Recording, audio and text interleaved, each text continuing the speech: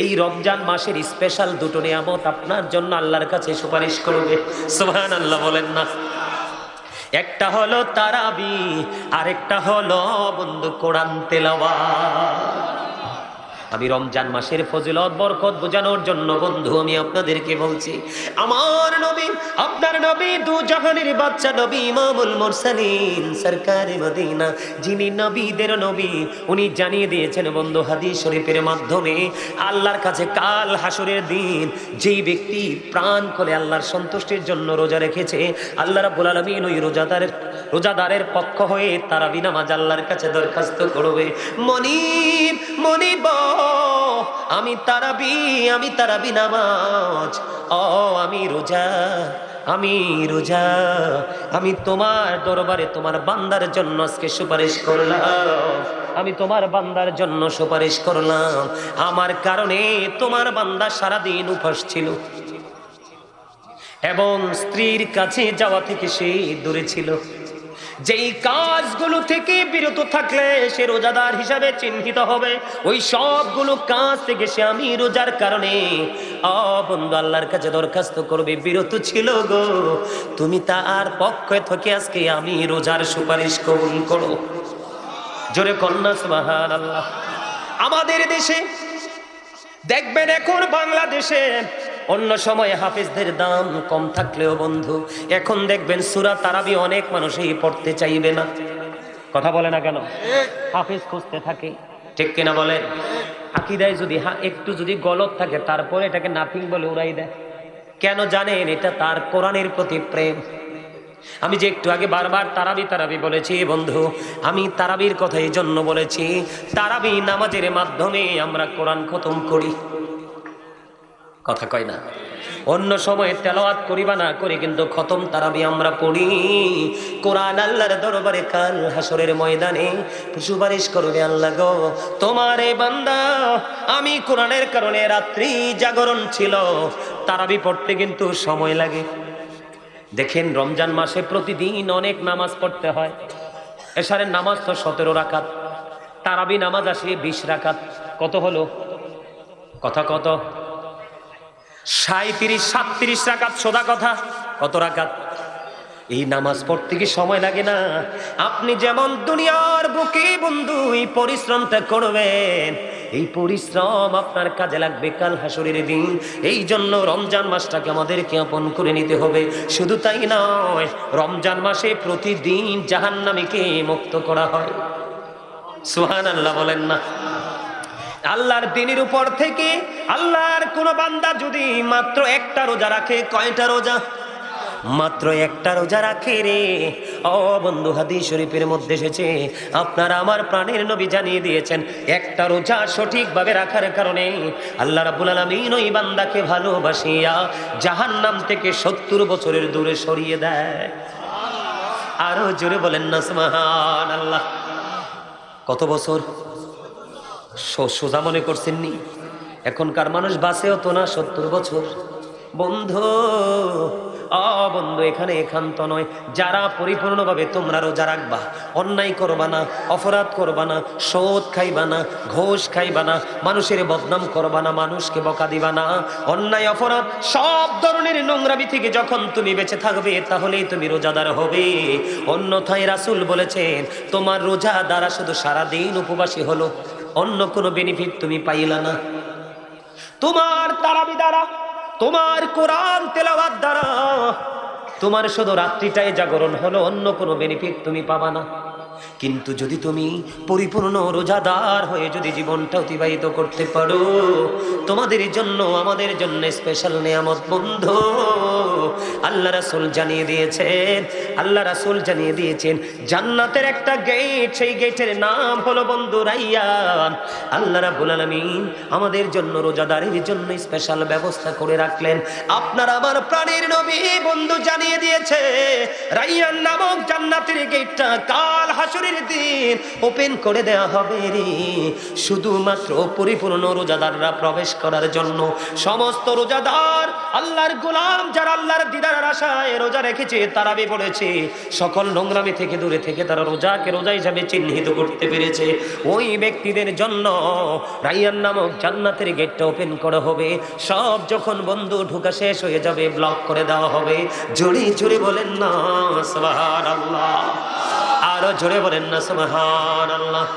আপনি যদি রমজান মাসে ছোট্ট একটা সাধারণ আমল করেন, ছোট্ট একটা সাধারণ আমল করেন রমজান মাসে, শুধু রমজানের ফজিলতের কারণে ছোট্ট যদি একটা আমল করেন বন্ধু, তাহলে আপনার আমল নামায় অন্য সময়ে ফরজ আমল করতে নেই ফরজের সমান সওয়াব দেওয়া হবে। জোরে জোরে বলেন না সুবহানাল্লাহ। আর রমজান মাসে যদি আপনি একটা ফরজ আমল করেন গো, তাহলে আপনার আমল নামায় দেওয়া হবে 70টা ফরজের সওয়াব। জোরে জোরে সুবহানাল্লাহ। অন্য হাদিস শরীফের মধ্যে এসেছে, আপনার আমার প্রাণের নবী তিনি জানিয়ে দিয়েছেন বন্ধু, আপনার আমার জন্য কত বড় নিয়ামত। এমনিতে সাধারণ আমল করলে 1 থেকে 10 গুণ পর্যন্ত, ঠিক কিনা বলেন? কিন্তু রমজান মাসের কারণে, শুধু রমজানের ফজিলতের কারণে আপনার এই 10 থেকে 70-এ যে দাঁড়াবে, 70 থেকে 700 গুণ পর্যন্ত বাড়িয়ে দেওয়া হবে। জোরে জোরে কন্যা সুবহানাল্লাহ, আরো জোরে। যেমন এক্সাম্পল যদি দেই আমি, আপনি যদি কোনো আমল করেন, যেমন কোরআন তেলাওয়াত, আপনি তারাবি নামাজে কোরআন তেলাওয়াত করতে করতে একটা খতম শেষ করে দিলেন, অথবা পার্ট টাইম আপনি কাজের ফাঁকে ফাঁকে একটা কোরআন খতম পড়লেন, আল্লাহ রাব্বুল আলামিনকে মহব্বত করে আপনার একটা কোরআন খতমের বিনিময় 700 কোরআন খতমের সওয়াব পাবে। শুধুমাত্র রমজান মাসের উসিলায়, অন্য কোনো কারণ না। তাহলে রমজান মাসকে ভালোবাসার দরকার আছে না নাই? রমজান মাসের মধ্যে আমাদের জন্য স্পেশাল আরেকটা নিয়ামত হলো সেহরি। বন্ধু, সেহরি মানি হলো বরকত, সেহরি মানি হলো নিয়ামত। হাদিস শরীফের মধ্যে এসেছে, আপনার আমার প্রাণের নবী সেহরি খাওয়ার পরে ফজরের আজান পর্যন্ত ওইটুকু সময় গ্যাপ থাকতো। কতটুকু সময় গো নবী? 50 আয়াত কোরআন যেন তেলাওয়াত করা যায়, এইরকম সময় গ্যাপ থাকতো। বুঝতে পারছেন নি? মানে সেহরি খাওয়ার পরে ফজরের আজান দিবে, তো কথা কই না, ফজরের আজান দিলে তো কিছু খাওয়া যাবে না। পানি কি খাওয়া যাবে?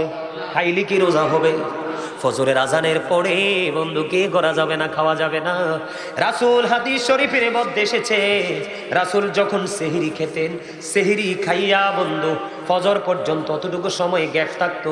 এই গ্যাপটার মধ্যে কম পক্ষে 50 আয়াত কোরআন তেলাওয়াত করা যাইত।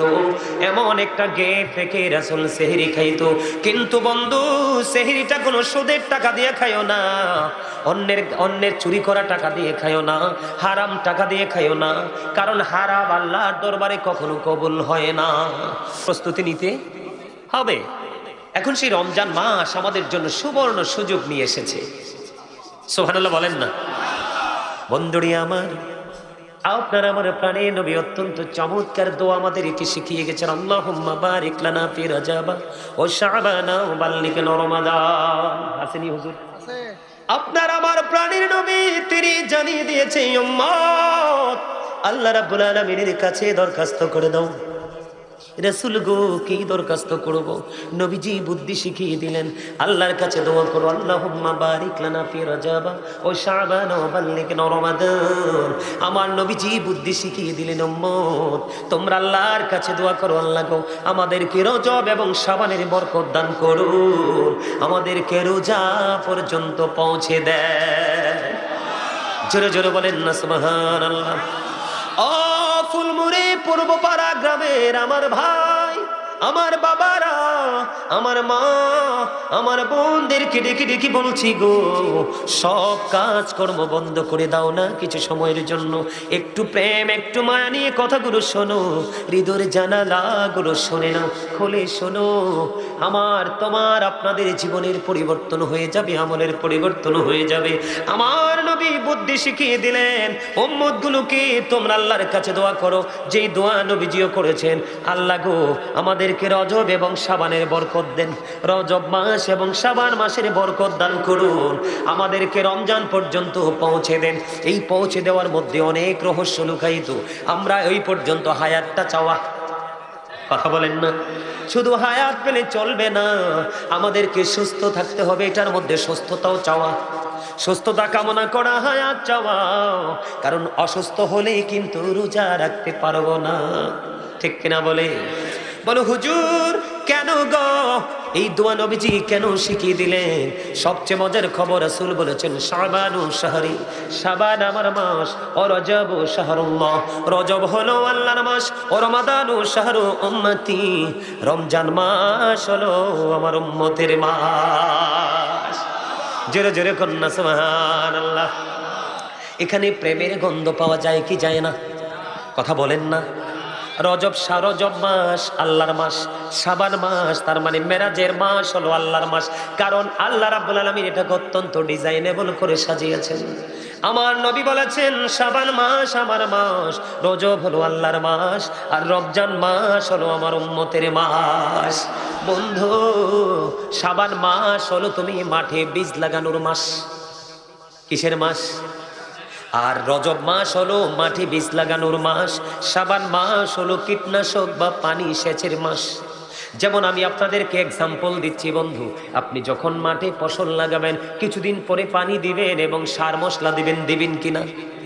ঠিক তেমনি বন্ধু, আপনি রজব মাস হলো শবে মেরাজের মাস, হলো আপনার প্রস্তুতির মাস, আর শাবান মাস হলো আমলটা মোটামুটি একটু একটু করে প্রস্তুতি নেওয়ার মাস, আর রমজান মাস আপনার আমার জন্য ফরজ মাস। সুবহানাল্লাহ কয় না? আল্লাহ রাব্বুল আলামিন বলেছেন ইয়া আইয়ুহাল্লাযীনা আমানু কুতিবা আলাইকুমুস সিয়ামু কামা কুতিবা আলাল্লাযীনা মিন ক্বাবলিকুম লাআল্লাকুম তাত্তাকুন। আল্লাহ রাব্বুল আলামিন ঈমানদারদেরকে ডেকে বলেছেন, ঈমানদাররা, রমজান তোমাদের উপর রোজা ফরজ করা হয়েছে, তোমাদের পূর্ববর্তী গণের উপরও ফরজ করা হয়েছিল। মনিব কেন গো তুমি ফরজ করেছো এবং করেছিলা? আল্লাহ রাব্বুল আলামিন জানিয়ে দিলেন যেন তোমরা আল্লাহওয়ালা হইতে পারো। জোরে জোরে বলেন না সুবহানাল্লাহ, আরো জোরে বলেন সুবহানাল্লাহ। এবার আসেন, রমজানের মধ্যে আসেনি তারাবি, কথা কয় না, 20 না 8? আরো জোরে কোন 20-এর পক্ষে কে কে আছেন? সোজা করি হাত তোলেন, সোজা করি হাত, দুইটা তুলতে হইব কিন্তু, হাত নামান না। হাতটা কেন উঠাইতে কইছি আপনারা তো বুঝেন নাই। এখন কিন্তু কিছু চটি মৌলবি বের হইছে আমাদের দেশে। কি নাপিতের কাজ কি? কথা কয় না, ছোট করা। এই আমার স্বাস্থ্য ভাইটি দারুণ কথা কইছে রে, নাপিতের কাজ কি? কাটা, ছোট করা, ছোট ছোট ছোট, একেবারেই ছোট, পরে ধরাও যায়। এখন আমাদের দেশে কিছু চটি মৌলবি বের হইছে, চটি বই পড়ে বক্তা। বুঝেন না আপনারা? চটি মানি ধরেন না ওই 2, 3, 4, 5, 10 পৃষ্ঠার একটা বই একজনে লেখলো মন গড়া কথা, এগুলো পরে পরে সে বক্তা হয়ে গেল। বন্ধু, সকল সাহাবাই কেরাম ঐক্যমত হয়েছে তারাবি নামাজ 20 রাকাত। তো সাহাবাই কেরাম কি নবী সারা সিদ্ধান্ত নিছিনি? কথা কন না কেন? আরো জোরে।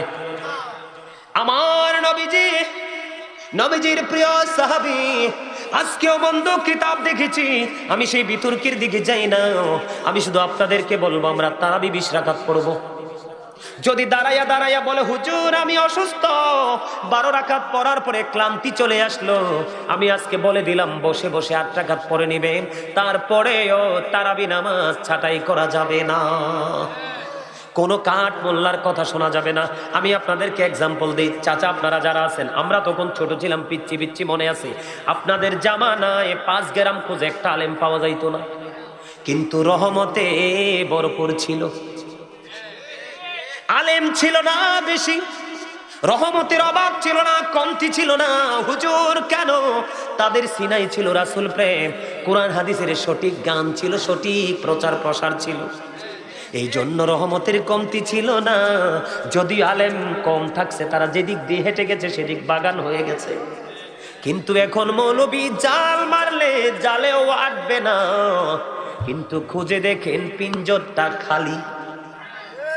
কথা কয় না? এই কারণে তারা ভুল ফতোয়া দিচ্ছে, সস্তা সস্তা কথা বলছে। আপনাদেরকে যদি বলে এই আমল নাই ওই আমল নাই, আপনারা আমল আছে না নাই সেটা দরকার নেই, আপনি বলবেন কোন কিতাবে পাইছো এটা নাই, শুধু এইটা দেখাও। দেখবেন আপনার সীমানা ছেড়ে বন্ধু পালিয়ে যাবে। কথা কি বুঝে আসেনি আমার?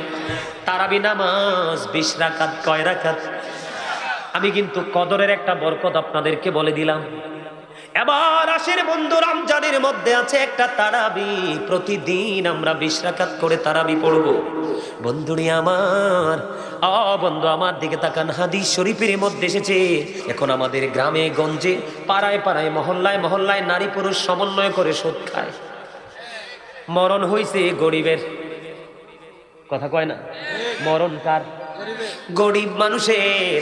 গরিব বাঁচবে কেমন করে? তোমরা সবাই যদি সুদ খাও, গরিবও বাঁচবে না, তোমরাও বাঁচবা না। গরিব রে মারবা দুনিয়ায়, তোমরা মরবা পরকালে। কথা কয় না কেন? কিন্তু তোমাদের মরণ চিরস্থায়ী মরণ হবে রে বন্ধু। তুমি সুদ তো খাইলা না, ওই দুস্থ মানুষগুলোর রক্ত তুমি চষে নিলা। তোমার দুয়ারে কানলো বাইরে, বাচ্চাটা অসুস্থ, 500 টাকা দে, 1000 টাকা দে, একটু ডাক্তারের কাছে নিয়ে যাব। তোমার মনটা নরম হলো না যখন তুমি সুদের কন্ডিশনে আসলা। এবার তুমি 1 লক্ষ দিতে প্রস্তুত। এত পাথর কেমন করে হয় রে মানুষ? বন্ধু 500 টাকা যদি কোনো মানুষ নিয়ে খায় কিছু আসে যায় না, 1000 যদি খায় কিছু আসে যায় না, কারণ এই টাকা তো তুমি উপার্জন করনি, দিয়েছে মালিক। তুমি যদি কাউকে খুশি মনে থাকে দিয়ে দিলে, অসুস্থ মানুষের সেবা হয়ে গেল। বন্ধু এইটা তুমি যেন জান্নাত কিনে নিলা। কথা বুঝেন নাই? আমি একটার মধ্যে আরেকটা ঢুকাই, কিছু মনে করবেন না, একটু বলে দেই। আল্লাহ রাসূল বলেছে, হাদিস শরীফের মধ্যে এসেছে, কোন মানুষ যখন কোনো অসুস্থ রোগীর সেবা করতে যায়, সেবা কিন্তু বন্ধু টাকা দিয়েও হয়। কথা কয় না? আবার মাথা তার কাছে বসে মাথায় হাত বুলি দিয়েও হয়, হাত পা মেসেজ করে দিয়েও হয়। হয় কি হয় না? আবার অনেক সময় আল্লাহ রাসূল বলেছেন, তুমি তোমার প্রিয় মানুষ, আপন মানুষ যখন অসুস্থ হবে, তুমি যখন তোমার প্রিয় মানুষটার কাছে যাইবা, তার মাথায় যখন হাত বুলিয়ে দিবা, মাথার কাছে বসে যখন মিষ্টি মিষ্টি আলাপ করবা, দেখবা তার অসুখ এমনি ভালো হয়ে গেছে। কারণ ভালোবাসার মানুষ দেখলে মানুষ ভালো হয়ে যায়। এটা হলো বন্ধু অসুস্থ মানুষের ক্ষেত্রে আপনার একটা সহানুভূতি। বলে হুজুর এই সহানুভূতি তো আমার জন্য যথাযথ নয়। আল্লাহ রাসূল বলেছে আর একটা মজার হাদিস বন্ধু, নবীজি বলেছে, তুমি যখন কোনো অসুস্থ মানুষকে দেখতে যাইবা, তুমি যখন দেখতে যাইবা, তখন তুমি যাওয়ার পরে কি করবা? তুমি তাকে দেখতে গেলা ধরুন সকালবেলা, ফিরে আসতে আসতে তোমার বিকেল হয়ে গেল। ওরে ফুলমুড়ি পূর্ব পাড়ার মানুষ, কেমন করে বুঝাইলে বুঝবা বন্ধু? নবীজি বলেছে, তুমি সকালে বের হয়েছো রোগী দেখতে, রোগীর সেবা করতে, তুমি বিকেল হয়ে গেল এখনো আসতে পারলা না। তুমি তো এই সকাল থেকে বিকেল পর্যন্ত তুমি যেন জান্নাতি ফল কুড়াইলা। তুমি রুগী তো দেখতে যাওনি, তুমি জান্নাতি ফল ব্যাগে ঢুকানোর জন্য গেছো রে। হাজারো বন্ধু আরো মজার হাদিস আছে বন্ধু, আমার দিকে তাকান। এই জন্য বলি আমাদের গ্রামগঞ্জ বন্ধু পুরো নিষ্ঠুর হয়ে গেছে। আল্লাহ রাব্বুল আলামিন যদি নিষ্ঠুর হয় রে, উপায় খুঁজে পাওয়া যাবে না, ঠিক কিনা? আল্লাহ রাসূল বলেছেন, আপনি সকালে গেলেন রুগী দেখতে, কখন? সকালে গেলেন, বিকেল হয়ে গেল, আপনি বিকেলে বন্ধু ফিরে আসলেন। এই ফিরে আসা পর্যন্ত আপনার জন্য 70,000 ফেরেশতা আল্লাহর কাছে মাগফিরাত কামনা করতে থাকে। আপনি বিকেলে গেলেন, ফজর ভোর পর্যন্ত আরো 10 টাকার আরেক দল ফেরেশতা, 70,000 ফেরেশতা আপনার জন্য মাগফিরাত কামনা করতে থাকলো। জোরে জোরে কন্যা সুবহানাল্লাহ। এত নেয়ামত তুমি বঞ্চিত হয়ে গেল শুধু পৃথিবীর এক গোলামির কারণে। এই জন্য বন্ধু আমি আপনাদেরকে বলে দেই, রমজান মাসে সুদের দিকে যুক্ত হবেন না। তারপরও বলি, আপনি সারা মাস তো সুদ খাইছেন, রমজানে না হয় আপনি হুজুরের কথা শুনে সুদ থেকে বিরত থাকবেন, কিন্তু আপনি পবিত্র হতে পারবেন না। বলে হুজুর এটা কেন বললেন? আল্লাহ রাসূল বলেছেন, লা তুকবালু সালাতুন বিগাইরি তুহুর ওয়ালা সাদাকাতুম মিন গুলুল। রাসূল বলেছেন, পবিত্রতা ছাড়া কোনো আমল কবুল হয় না, হালাল টাকা ছাড়া কোনো আমল আল্লাহর দরবারে কবুল হবে না, কোনো দান আল্লাহর দরবারে কবুল হবে না। মসজিদে দিবেন, মাদ্রাসায় দিবেন, রাস্তায় দিবেন, এতিম দিবেন, কোনো ফায়দা পাবেন না। কারণ আপনি অর্থ উপার্জন করেছেন আল্লাহ যে রাস্তা দেখিয়েছে সেই পথে না, অন্য ভিন্ন পথে।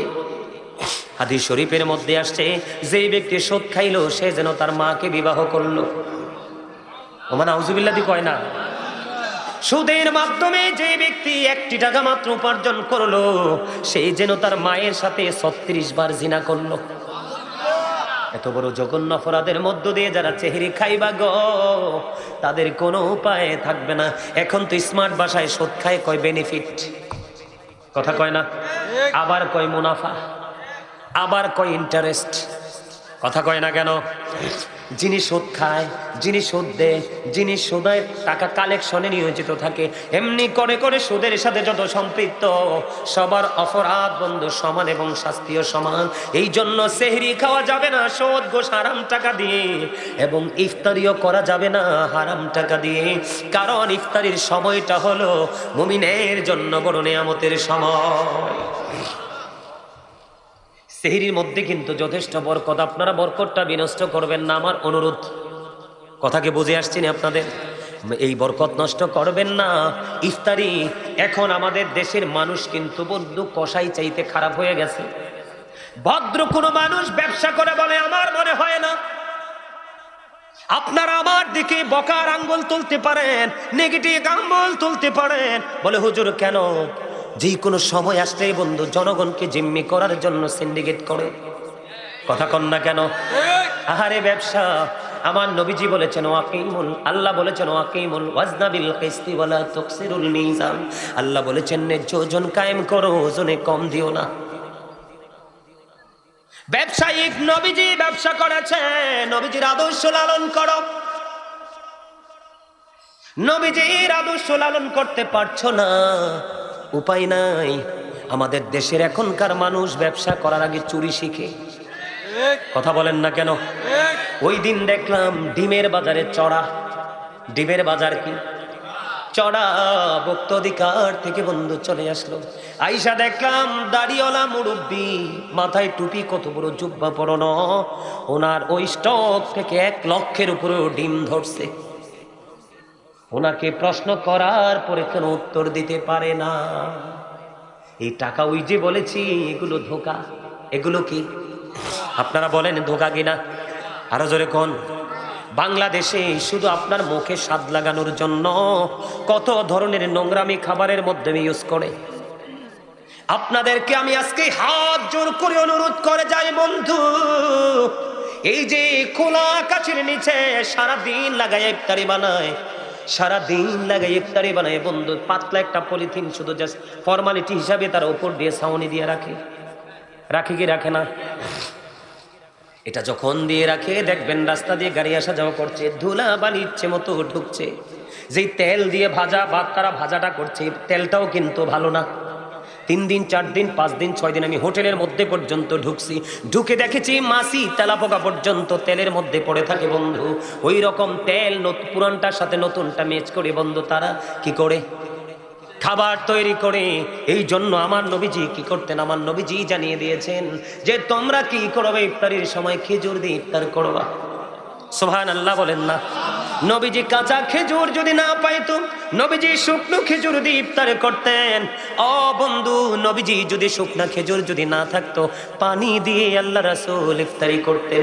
এই জন্য আমাদের জন্য সাজেশন হলো বন্ধু, খেজুর দিয়ে ইফতারি করবেন। এই বছর তো খেজুরের অনেক দাম। যদি আপনারা খেজুর কিনতে না পারেন, এটা হাসির জিনিস না, দাঁত তো 32টা দেখাই, যেগুলো বোঝার জিনিস। এখান থেকে শিখবা, আরেকজনকে বাড়ি গিয়ে শিখাবা, এখন থেকে বুঝবা, আরেকজনকে বাড়ি গিয়ে বোঝাবা। এটাই হলো এখানকার কাজ, ঠিক কিনা বলেন? আপনারা মানুষ আইছেন কয়জন সপ্ত বাড়িতে? আমার এই পিচ্ছি কয়দিন আগে খেজুরের দাম চাইছে কয়দিন রে? 3-4 দিন আগে 1 কেজি নর্মাল খেজুর দেখতে গেছে 1600 টাকা দাম। এই বাংলাদেশের মানুষ 1600 টাকা হালাল পথ উপার্জন করে 1 কেজি খেজুর খেতে পারবে না, পারবেনি। নর্মালের যেটা দুলাবালি যুক্ত একেবারে লোকাল, ওটা নাকি দেখতে গেছে 600 টাকা দিয়ে বন্ধু 1 কেজি কিনতে হয়। এই জন্য নবীজি বলেছে কাঁচা খেজুর যদি পাও কাঁচা খেজুর দিয়ে ইফতারি করবা, যদি না পাও শুকনো দিয়ে ইফতারি করবা, যদি দুটোর একটাও যদি জীবনে না জোটে তাহলে পানি দিয়ে ইফতারি করবা। তারপরেও বর্তমানে বাংলাদেশের চোখে দেখে ভেজাল দিয়ে ইফতারি করো না। নবীর কথা মানবা, নবীর আদর্শকে লালন করবা, দুনিয়ায় সুখী হবা, পরকালে নবীজির প্রেমের ও প্রিয় বান্দা হিসাবে বিবেচিত হয়ে জান্নাতুল ফেরদাউসে যেতে পারবা। জোরে বলেন না ঠিক না ঠিক? কথা মানবেননি? ও বন্ধু, আপনারা দেখেন জুসের মধ্যে ভেজাল। আজকে দেখলাম একটা খবরের মধ্যে আসলো, চিংড়ি মাছের মধ্যে কেমিক্যাল ঢুকায় সিরিজ দিয়ে ওজনে ভারী করার জন্য। এগুলো আমাদের জন্য মরণ ফাঁদ ছাড়ার কিছুই না। তবে অন্য সময় তো কত ধরনের খাবার পানি খাওয়া যায়, রমজান মাসেই কিন্তু এত কিছু খাওয়া যায় না, সারাদিন উপবাস থাকতে হয়। এই জন্য খাবারটা একটু ঠিকঠাক মতে খাইবেন। কথা কি বুঝেন না? তো ঠিক কর না, একটু সুন্দর করে কর। হ্যাঁ, আমার চাচা কা ফরমালিন মুক্ত খাওয়া। আরো জোরে, কি মুক্ত খাওয়া? চাচা ফরমালিন কিটা দেখছি না জীবনে, কিন্তু মোহ দিলে বুঝিয়ে যে ফরমালিন। হ্যাঁ জানি কর না, আমরা অন্য সময় না বুঝলেও যখন বৈশাখ জ্যৈষ্ঠ মাস আসবে আম কামড় দিয়ে দেখেন, এদিক দিয়ে মিডা, এদিক দিয়ে সুক্কার, এদিক দিয়ে দিলে স্যাং স্যাং দিয়ে কইব। হ্যাঁ জানিও। হ্যাঁ, আপনাদেরকে আমি একটা তথ্য দেই, কি মনে করবেন জানি না। আজকে মনে হয় কত বছর আমি জানি না বন্ধু, বাহিরের টোটাল কোনো খাবার আমি খাই না, ইভেন পানি পর্যন্ত স্পর্শ করি না। যেখানে যাই ঠান্ডা গরম পানি প্রয়োজনীয় নিজে নিয়ে যাই, দেশের বাহিরে গেলেও সঙ্গে নিয়ে যাই। বন্ধু, এখনকার মানুষ শুধু খাবারের কারণে বেশি রোগা। দেখবেন ভাতও এত খায় না, খাবারও এত খায় না, যত বেশি খায় ঔষধ। এখানে আমাদেরও দোষ আছে, বলবো নি দোষটা কোথায়? একটু বলবো। এটা আমাদের জন্য কিন্তু শিক্ষা, ট্রেনিং। বন্ধু, বর্তমানে যেই দেশকে আমরা বলি ইরান, এক সময়টার নাম ছিল পারস্য। কি ছিল? পারস্য। পারস্য থেকে পারস্যের বাদশা চিন্তা করে দেখলেন, নবীজি যখন পৃথিবীর বুকে কদমটা বাড়িয়ে দিল, পৃথিবীতে ওই দেশের মধ্যে কোনো অসুখ বিসুখ নাই। কি নাই? কোনো অসুস্থতা নাই। মন দিয়ে শোনো যুবক, তোমরা, কোনো অসুস্থতা নাই। এবার ওই পারস্য থেকে একজন চিকিৎসক আসলেন রাসূলের আরবের পার্শ্ববর্তী দেশ ছিল। 2 বছর পর্যন্ত সে বিচরণ করেছে। কয় বছর? 2 বছর ঘোরার পরে একটা অসুস্থ রোগী খুঁজা পায় না। 2 বছর খুঁজলো, সুবহানাল্লাহ করলাম। আরে আরো জোরে, আমার নবীজি এসছে রাসূলের দেশে, 2 বছর কি করলেন না? কোনো অসুস্থ রোগী খুঁজে। এবার 2 বছর পরে রাসূলের সাথে ওই চিকিৎসক দেখা করতে গেলেন। যাওয়ার পরে প্রশ্ন করলেন, নবী গো, আপনার দেশের মানুষ কেন অসুস্থ হয় না? আমি 2টা বছর আপনার এই দেশে ঘুরলাম, একটা রোগী পাইলাম না ট্রিটমেন্ট করার জন্য। কিসের জন্য? আরো জোরে বলেন না। এরে স্বাস্থ্য ভাই, এই তোর এত কথা অন্তর তুই কেমনি রে আইতে আছে? কম্পিউটারের মতো ঠোঁট 2টা দিয়ে একবার আপ ডাউন করতেছে, ব্যাপারটা কি? কসান চাই মনু, এইয়া করা যাইবে না। এইয়া করতে হইলে বাইরে যাইয়ে করতে হইবে, মোর সামনে করলে তুই বেয়াদবি হইয়ে যাইবে। কারণ এইয়া তো মুই মোর কথা কইতে আসি না, মুই তো আল্লাহর কথা কইতে আসি, আল্লাহ রাসূলের কথা মুই কইতে আসি। ঠিক না কর? আমি তো ভাবছি আপনারা হাসি দিয়া ঠিক কইবেন, ওরা হাসিও তো দেন না, ব্যাপারটা কি? আরো জোরে। ওই স্বাস্থ্য ভাই 2টা আইছে, একটা টুপি ছাড়া, একটা টুপিওয়ালা। হ্যাঁ, দারুন, বিউটিফুল স্মাইলিং, আলহামদুলিল্লাহ। আরো জোরে। তোমরা বাঁচানোর লাই আইসি তো, কথাটা হনো না। 2 বছর চিকিৎসা পায় না। 2 বছর পরে রাসূলের কাছে চলে গেল, ইয়া রাসূলুল্লাহ, আপনার দেশের মানুষগুলো কেন অসুস্থ হয় না? 2 বছরে আমি একটা রোগী খুঁজে পাইলাম না। এবার নবীজি একটা ডাক দিয়ে বললেন, আমার এই দেশের মানুষ একটা রোলসের মধ্যে আছে।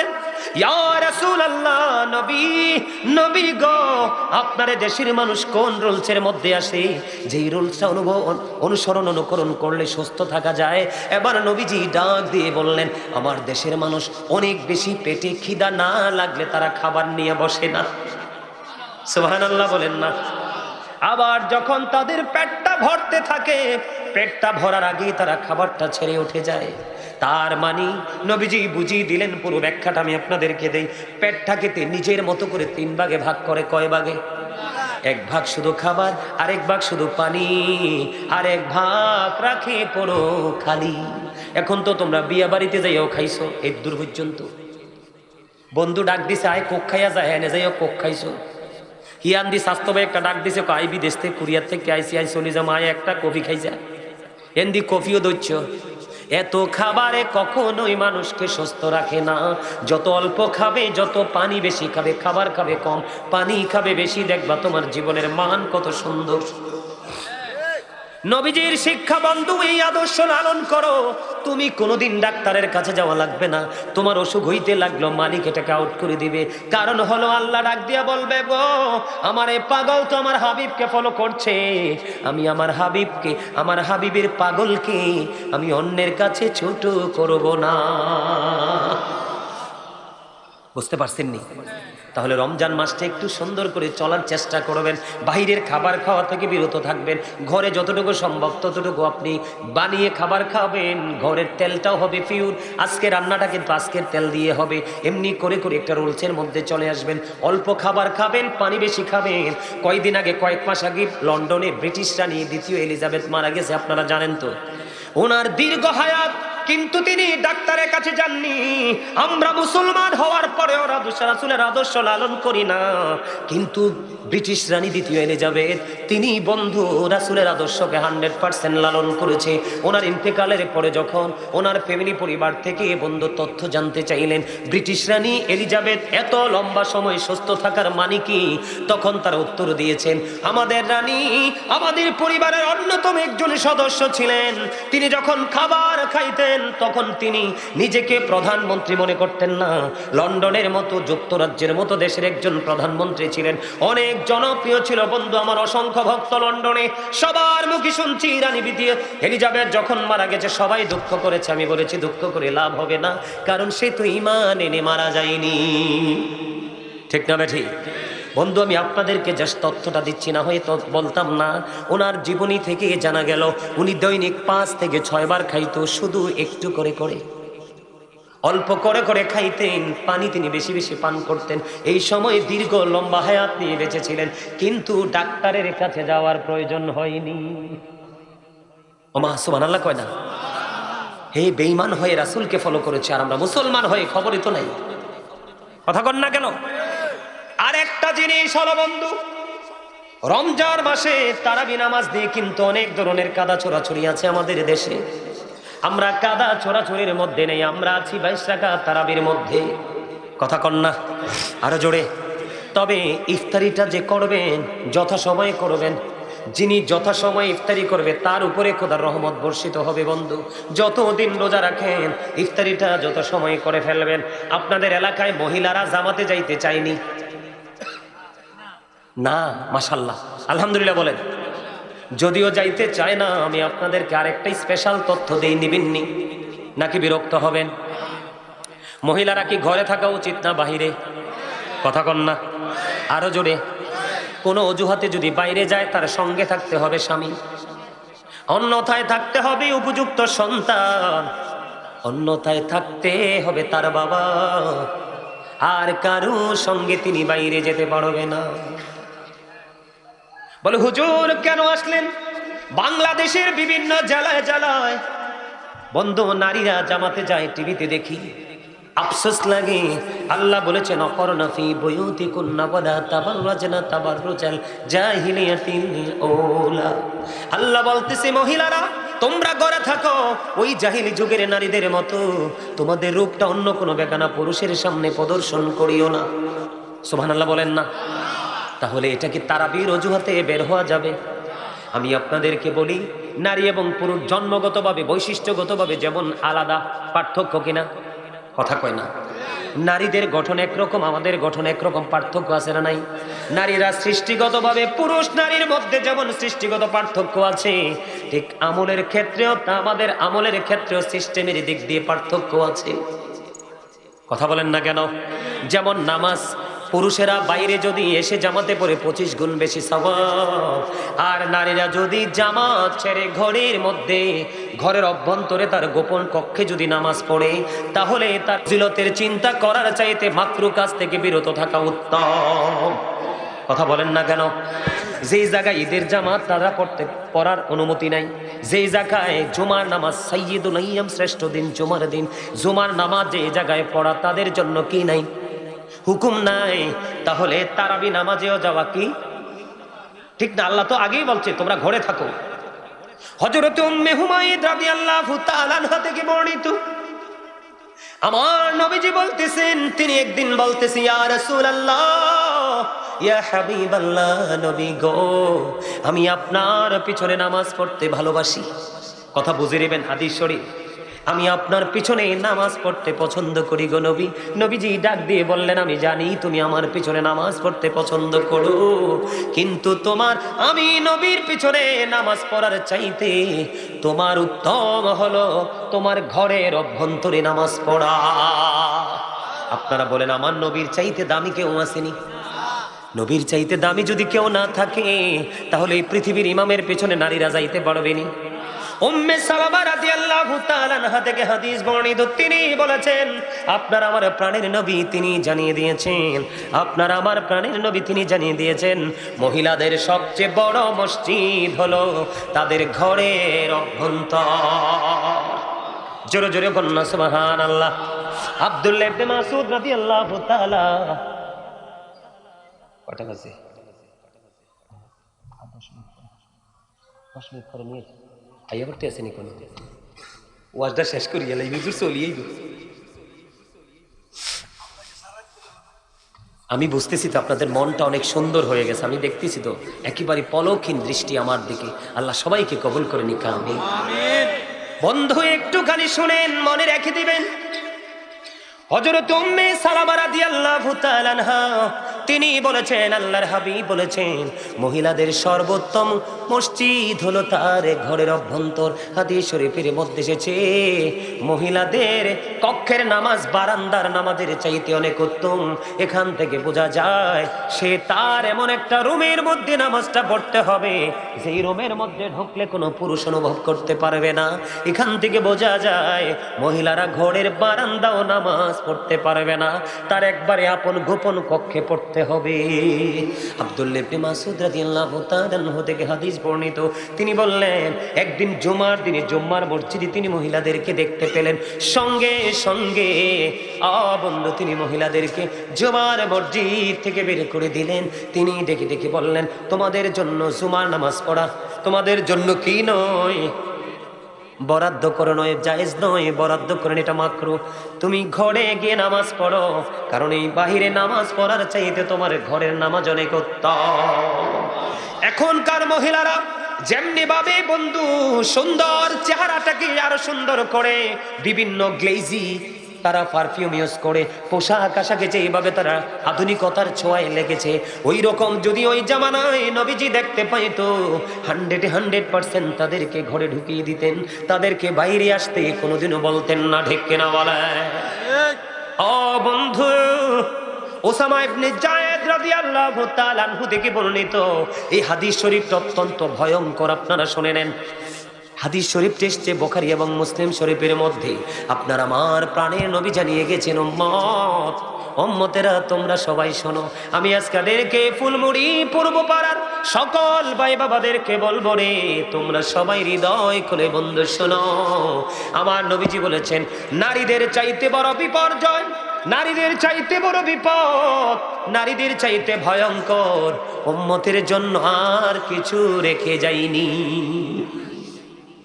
পুরুষের জন্য নারীরা হলো সবচেয়ে বড় বিপদ। এটা আগে নাও, এটা আগে নাও। নারীদের জন্য, পুরুষের জন্য আল্লাহ রাসূল সবচেয়ে বড় বিপদ রেখে গেছেন কাকে? মহিলাদেরকে। বুখারী এবং মুসলিম শরীফের মধ্যে এসেছে। নাউজুবিল্লাহ বলবেন না? কেন বন্ধু? নারীরা হলো গোপনীয় জীব, তারা যখন ঘর থেকে বের হয় তখন শয়তান তাদেরকে দেখলে উকি ঝুঁকি দেয়, এবং শয়তান পুরুষকে ঘায়েল করার জন্য, বন্ধু পুরুষকে ঘায়েল করার জন্য নারীদেরকে ব্যবহার করে। জোরে জোরে বলেন না নাউজুবিল্লাহ। এবার হাত তুলে বলেন কার অন্তরটা ঠান্ডা হইছে? মানে অন্তর থেকে একটু মজা পাইছেন কে? যে মজা পান নাই তে হাত তুলবেন না। যে হুজুর এই জিকির শুনে আমার অন্তরটা ঠান্ডা হইছে বা অন্তরে শান্তি লাগছে, সবার কথা বলেন না কেন? হ্যাঁ, হাত নামান। প্রত্যেকটা মানুষ কি ডবল না সিঙ্গেল? ডবল, একটা দেহ আর একটা রুহু।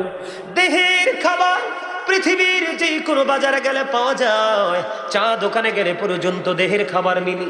অন্তত পক্ষে নরমাল এক কাপ চা, একটা খাস্তা বিস্কিট হলেও জোটে। এই খাবার হলো দেহের, আর রুহের খাবার রুহের বাজার যে কোনো জায়গায় বা মিলে না। রুহের বাজার এবং রুহের খাবার মিলে রুহানিয়াতের বাজার যেখানে বসে সেখান থেকে।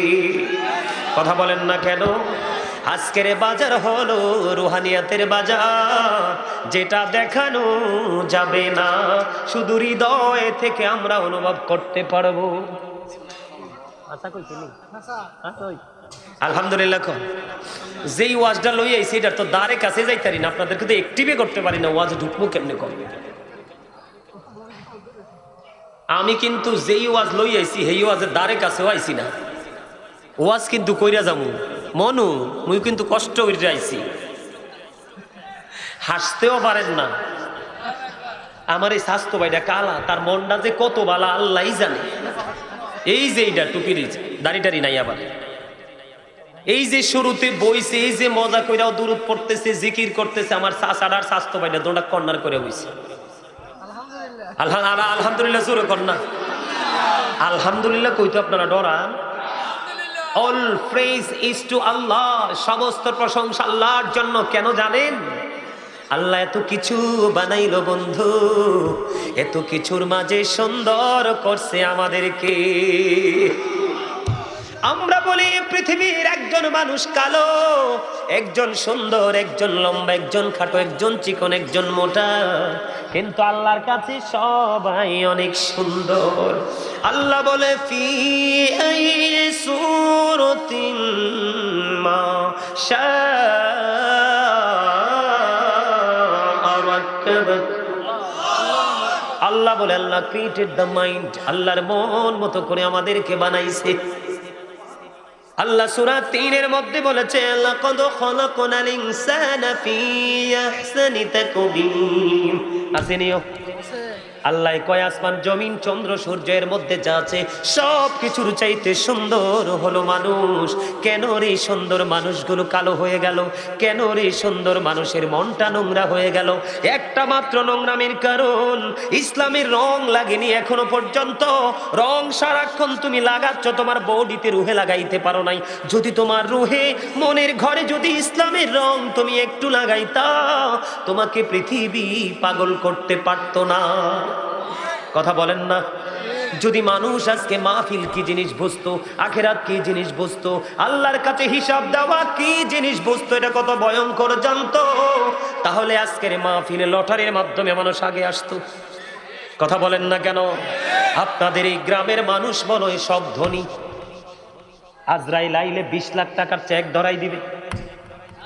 কয় লাখ? আজরাইল রে তুমি রিটার্ন করো। আজরাইল বলবে চর চিনুনি চর, জাস্ট টাইম নো কমপ্লেন। কথা বলেন না কেন? আমি একটু মজা করি কই আর কি, আপনারা তো মজা পান। এত মজা দিই তো অত হাসেন না। না হাসলে বললা যাই হার্ট অ্যাটাক করে মারা যাবেন। যেই মানুষ হাসি থেকে দূরে এটা হার্ট অ্যাটাক করে মরে। হঠাৎ করে শুনবেন অমুক তো ড্যাড হয়ে গেছে। কি হয়েছে? কবি স্পোর্ট ড্যাড। আর স্পোর্ট ড্যাড তো বুঝছি কেন্নে মরছে, কয় হেতরে হার্ট অ্যাটাক করে মরে গেছে। কারণ সব সময় মুখ ভার করে রাখা মানুষ ভালো নয়। ফ্রি মানুষের জীবন খুব সুন্দর, কম খাইলেও দেখবেন তার জীবন মানটা অত্যন্ত স্মার্ট। আর অনেক পয়সা থাকলেও অনেক কিছু থাকলেও দেন গোমরা মুখে থাকে, আর এটা হুতুম পেঁচা। ঠিক না বেঠে? আরো জোরে। আমরা প্রেমিক হয়ে যেতে চাই, হাস্যোজ্জ্বল চেহারা নিয়ে বিদায় হতে চাই, রাসূলের সাথে দিদার করতে চাই। জোরে কোন ঠিক না বেঠে? ওমা রাসূলের কথা কইলে যেন রাগ করবেন। ওই শুনেন, ওয়াজে আর মূল ওয়াজে একটু পরে ঢুকমু, টাইম আছে। আর হাতে মেলা আছে না? হ্যাঁ, আর কিন্তু কেউ নামাইতো না আজকে। আনলিমিটেড সময়, ঠিক না রে স্বাস্থ্য ভাই? এল্লাই আই ওয়াজ করতে রাজি আছি আজ, কারণ আইয়ার রে কই এক কানা কই আর কি কইতাম নি। ইহুদিদের একটা ধর্মগ্রন্থ যেটাকে ইংলিশে বলা হয় দ্য ওল্ড ও নিউ টেস্টামেন্ট, ওটার মধ্য থেকে ওরা ওটাতে বক্তব্য দিয়েছে he that loveth not knoweth not God for God is love. এরা বলেছে যেজন প্রেম করে না সেজন আল্লাহকে জানে না, ফর গড ইজ লাভ। আল্লাহ কই নো। আল্লাহ কিন্তু তাদের বক্তব্যকে গ্রহণ করেনি, কারণ তারা এখান থেকে জুদা করে দিছে রাসূলকে। ঠিক কিনা বলেন? আরো জোরে। এত ডাইরেক্ট আল্লাহরে ভালোবাসতে চায়। আল্লাহ কই ভালোবাসা আল্লাহ আই রেডি না, কি না? আল্লাহ কই নো, সে বলুন ইফ ইউ ডু লাভ আল্লাহ, যদি তোমরা আল্লাহকে ভালোবেসে থাকো, ফলো মি মুহাম্মদ সাল্লাল্লাহু আলাইহি ওয়াসাল্লাম, মুহাম্মদ সাল্লাল্লাহু আলাইহি সাল্লামের অনুগত হয়ে যাও। লাভ হবে কি? আল্লাহ বলে আল্লাহ উইল লাভ ইউ, আল্লাহ তোমাদেরকে ভালোবাসবে, এন্ড ফরগিভ ইউর সিনস, আল্লাহ ক্ষমা করে দিবে। কি দারুণ না? আরো জোরে বলেন না, চমৎকার লাগলো না? আল্লাহরে এরা ভালোবাসা থুবাই লেতেছে। আল্লাহ গো তোমার ভালোবাসা নন আই রাজি না। আরে ভালোবাসা দিতে হইলে আর হাবিবের মাধ্যমে দিতে হইবে, কারণ তুমি পর্যন্ত আমি পৌঁছেছি আমার হাবিবের মাধ্যমে। বলে হুজুর আল্লাহ কি ইংলিশে ওয়াজ করছেন? না, আল্লাহ কয় কুল ইন কুনতুম তুহিব্বুনাল্লাহ ফাত্তাবিউনি ইউহিব্বুকুমুল্লাহু ওয়া ইয়াগফির লাকুম যুনুবাকুম ওয়াল্লাহু গফুরুর রহিম। অস্বীকার করন যাইবনি? কোনিটা কে দিব? আল্লাহ। আল্লাহকে তোর কলিজা কত বড়, আই তোর সৃষ্টি করি বুদ্ধি দিয়ে দিছি, তুই আর বুদ্ধি ওভারটেক করছ। মারামারি চলতো না, এক কানা গরুতর মারামারি চলবো, ঠিক কিনা বলেন? আমরা মারামারিত নাই, আমরা আছি প্রেমের বাগানে। কোন বাগানে? আর জোরে। একটু আগে জিকিরে কাসিদা কইছিলাম, মনে আসেনি? নামের সাথে নাম মিশাইয়া যারে আল্লাহ পাঠাইলা, বলছিলাম নি? কিরে কইছি বুঝছেন নি? দেখেন আল্লাহ নামটা লিখতে আলিফ লাম লাম হা, 4টা হরফ। কয়টা? উপরে নিচে কোনো নক্তা নাই। নবীজির নাম মোবারক লিখতে মিম হা মিম দাল, 4টা হরফ। এখানে 4, ওখানে 4, ওই 4টার উপরে নিচেও কোনো নক্তা নাই। নবীজির নাম মোবারক লিখতে 4টা হরফ, এই 4টার উপরে নিচেও কোনো নক্তা। 4 4 মিলে হলো কত? আল্লাহ কয় আমি আমার হাবিবের সাথে প্রেমের ডুরি লাগাইলাম, তোমরা তালাশ করে দেখো 4 4 মিলে হয়ে গেল। আর আমি এই জন্য জান্নাত বানিয়ে দিলাম 8টা। আমার পাগল তুমি প্রেম করতে থাকো গো, ভালোবাসতে বাসতে বাসতে বাসতে তুমি 8টা থেকে যেই কোনো জান্নাত একটা দখল করে না। করতে রাজি না? আইতি আছে মজার দিন, আর মাত্র অল্প কয়দিন। আরে এই তুমি কইতি আছি আজকে, সুবহানাল্লাহ কন্যা, এটা কিন্তু দরকার আছে না?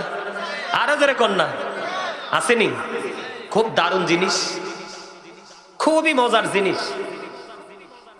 ওরে বাপরে বাপ, এটারে যে কবুল কেমনে করবো, আল্লাহ যে কবুল করার তৌফিক দে। সকলে কর না আমি, আরে জোরে কর না আমি, আরে জোরে। আপনারা নিতে রাজি তো? তার আগে কানা দুরূদ পড়িল করতাম নি? আল্লাহুম্মা সাল্লি আলা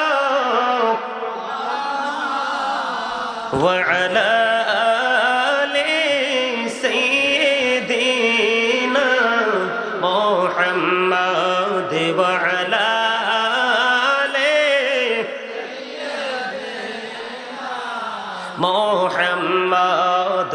আইসো ভবে যাইতে হবে কবরে, হিসাব নিকাশ দিতে গো হবে হাসরে।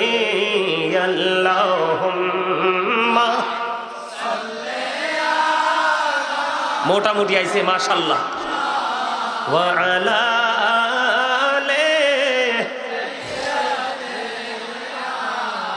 মুহাম্মাদ ওয়া আলা আলি মুহাম্মাদ। কারবা বাড়ি কারবা ঘর কারবা কি, যখনই চলিয়ার যাবে প্রাণ পাখি। আল্লাহুম্মা সাল্লি আলা মোহাম্মদ ওয়ালা আলি মোহাম্মদ ওয়ালা আলি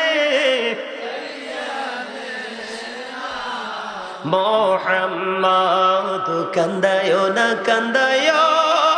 না প্রাণের নবীকে কান্দাইলে রে কাঁদবা হাসরে আল্লাহুম্মা মুহাম্মদে মুহাম্মদ ওয়ালা আলি মুহাম্মদ কবরেরই খবর যদি মানুষ জানিত ঘর বাড়ি চারিয়ার সবাই পালাইতো আল্লাহুম্মা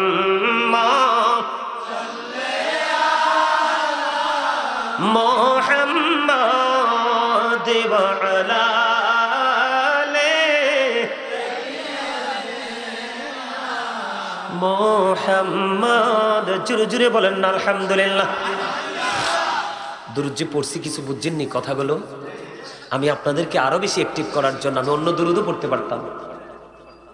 আমি শুধু আপনাদেরকে আমার মনের কথাটা আপনাদের সামনে তুলে ধরেছি। এটা কিন্তু প্রত্যেকটা মানুষের জীবনেই বাস্তবায়ন হবে। এড়িয়ে যাওয়ার কোনো সুযোগ হিসাব দিতে হবে না, অবশ্যই দিতে হবে। রাসূলকে আপনার মধ্যে আনতে হবে। আহলুস সুন্নাহ মানে কি? রাসূলকে গ্রহণকারী। কি রাসূলকে গ্রহণকারী যে টিম জামাত, ওটাই হলো আপনি রাসূলকে গ্রহণ করতে হবে। রাসূল যা নিয়ে এসেছে তা গ্রহণ করতে হবে। করার পরে আপনার জীবনের শুরু থেকে শেষ পর্যন্ত সব কিছু বাস্তবায়ন করতে হবে। তাহলেই আমরা রাসূল প্রেমিক হিসেবে বিবেচিত হব। শুধু একটু মিলাদ পড়ব, দরুদ পড়ব, কিছু কথা বলেই আমরা সুন্নিয়তের দায়সারা কাজ করব। এটা দিয়ে হয়তো পৃথিবীতে দায়সারা কাজ করানো যাবে, কিন্তু সত্যিকারের নবী প্রেমিক হিসাবে আল্লাহ রাসূলের কাছে গৃহীত হওয়া যাবে না। আমরা সত্যিকারের আশিক রাসূল হয়ে যেতে চাই। চাই কি চাই না? আরো জোরে বলেন। আলেম যারা আমার ডানে বামে ছিলেন, আমি যখন হেডলাইন দিয়েছিলাম তখন তারা বুঝতে পেরেছে। আমি আজকে একটা শিরোনাম দিয়েছি, ইয়া আইয়ুহাল্লাযীনা আমানু কু আনফুসাকুম ওয়া আহলিকুম নারা। আল্লাহ বলেছেন, O believers, save yourself and your families from the fire. আল্লাহ মুমিনকে ডেকে বলেছেন, ইমানদারদেরকে ডেকে বলেছেন, তুমি জাহান্নাম থেকে বাঁচো এবং তোমার পরিবারকে, আহলকেও জাহান্নাম থেকে বাঁচাও।